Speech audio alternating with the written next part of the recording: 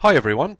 We're about to start a four-part series on how to construct an article that gets attention. This is part one, and today's lesson will concentrate on step one, which is mainly keyword research. But let's talk a bit about article construction and how important it is. Obviously, you need great content because without good content, you're not going to keep your reader glued to your article and getting him or her to read all the way through it and down to the bio box where the live links are that take the person to your offers and your websites. So article construction very important, but the other important aspect is the cosmetic look of the article. An ugly looking article can be a real turn-off, and we're going to talk about that in lesson number three. So article construction, very important.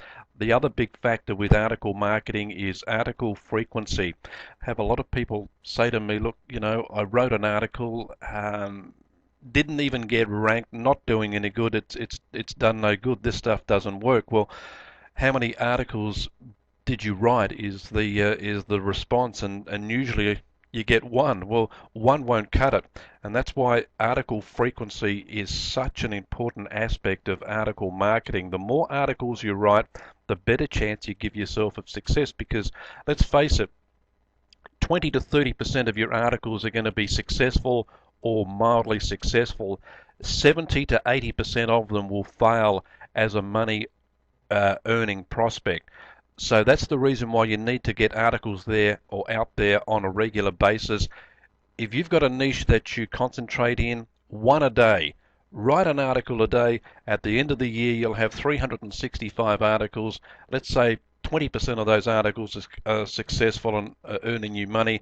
That's 70 articles or more that are doing well for you, and that certainly adds up. And when you scale that up and look at other niches, it does start to become fairly profitable. So remember the article frequency aspect of article marketing. Today's lesson is going to concentrate on keyword research, and because a lot of us are limited by time, I have a very quick keyword research method that I use with great success. I mean, you can sit there for hours and play with expensive keyword tools, and look, they're great, but for our purposes, they're not really required unless or until you get to a stage where you can actually afford one. So I'm going to show you a very easy method today. It involves the Google search box, and there it is right there, as simple as they come.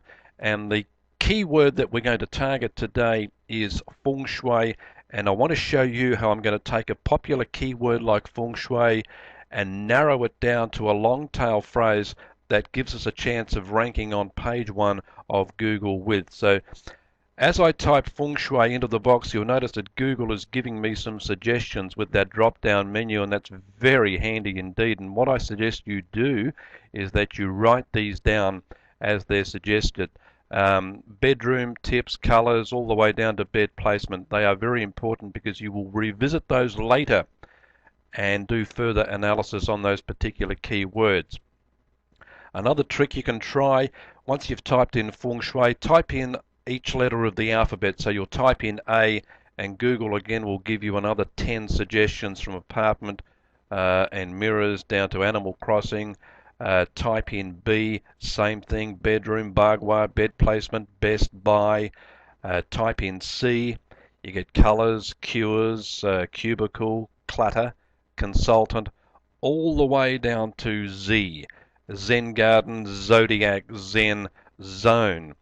So that's something to remember there. And as each of these come up, I'd suggest write them down and keep them in a swipe file, because, as I said, you will be revisiting them later.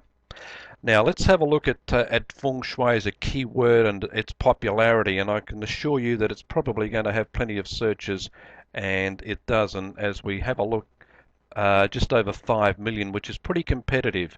In quotes, as we check the competition for feng shui and how many sites are optimizing for this particular term, we've got 4.5 million. So as a keyword, and if you're someone that doesn't have a lot of experience, or even if you do have experience, forget it, because there are better alternatives.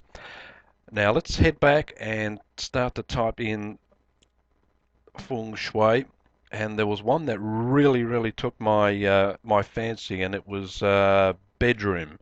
So feng shui bedroom is going to be our keyword, the keyword that we are targeting. Okay, we didn't really want that, so we'll click away from there. And let's type in feng shui bedroom once again. So bedroom is our long tail phrase. It's the keyword that we're going to target. We'll try it in quotes and see what sort of competition we got. 49,000 is still fairly tough for a lot of people. Experienced marketers maybe could do well with it, but inexperienced marketers will struggle. Let's try feng shui bedroom colors. It's gone up even further, 290,000. What about design? And what I'm using here are what I call keyword modifiers. I'm modifying the keyword term to bring it down to a more acceptable competitive rate, if you like. And this is pretty good, 24,200. Now let's take design right out of the picture, go back to feng shui bedroom and use a couple of my favorite keyword modifiers. One of them is best feng shui bedroom, 155,000. That's a lot. Let's try guide. And how about that? No results found for best feng shui bedroom guide. Now, bearing in mind, somebody typing in this particular key phrase has got a bit of intent. Anybody typing in key phrases of 3 words or more are more likely pretty serious about what they're looking for, and more likely that they're going to part with some money to buy something. Best feng shui bedroom guide suggests that somebody is looking at getting into feng shui, wanting to learn more about it, and they're looking for the best guide on feng shui, which means if you've got a product or you're marketing a product for someone else as an affiliate, then you've got a great chance of attracting this particular person to your landing page and getting them all the way down to the order button and buying that particular product. So I think I'm going to chase that. Best feng shui bedroom guide is going to be our target keyword. Now we mentioned the term modifiers. And here are some of my favorite keyword modifiers. We've got fast, cheap, ideas, quick, buy, quickly, and the 2 that we used, guide and best. These are just 8. There are hundreds of keyword modifiers out there. We showed you some as we were looking at feng shui in the initial part. Colors, we used design, but there's a host of keyword modifiers that you can use, and what I suggest you do is use them when you feel that the competition for that particular keyword, especially when you put that keyword in quotes, is pretty high. You can narrow that down and come up with something fairly easy to target. And the good thing about modifiers, a lot of them suggest that there's a real problem existing with the person searching for that keyword, and they need a solution in quick time at a good price, so to speak. So just recapping this first lesson on how to construct an article that gets attention. We talked about writing with frequency, very important. I call articles my 24-hour-a-day salesman, because once you get an article out there, it's out there forever. It'll get picked up by other marketers, it'll get picked up by other directories and so forth. And it's out there working for you all the time, and the more you've got out there, the more chance you've got of gaining success. And remember that about 20 to 30% of your articles will have some success, 70 to 80% won't. Avoid the broad terms. We steered away from feng shui. We narrowed it down. We targeted long tail phrases of 3 words or more. That's what we did with feng shui bedroom.